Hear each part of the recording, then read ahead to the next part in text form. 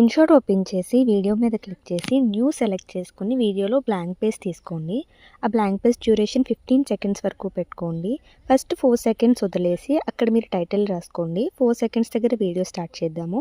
PIP mode open చేసి first video select చేసుకొని ఫ్రేమ్‌కి fit అయ్యేలాగా అడ్జస్ట్ చేసుకోండి. అండ్ దెన్ అదే పిఐపి మోడ్లో సెకండ్ వీడియోని కూడా సేమ్ ప్రాసెస్ చేయండి. అడ్జస్ట్ చేసుకోండి ఫ్రేమ్‌కి ఫిట్ అయ్యేలాగా.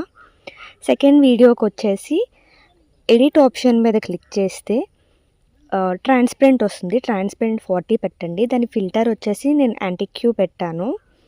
అండ్ దెన్ 2 వీడియోలు మాత్రం సేమ్ ఒకటే టైంలో స్టార్ట్ అయ్యి ఒకటే టైంలో ఎండ్ అయ్యేలాగా అడ్జస్ట్ చేసుకోండి. దెన్ ఎక్స్‌పోర్ట్ అంతే. సబ్స్క్రైబ్ చేసుకోవా ప్లీజ్.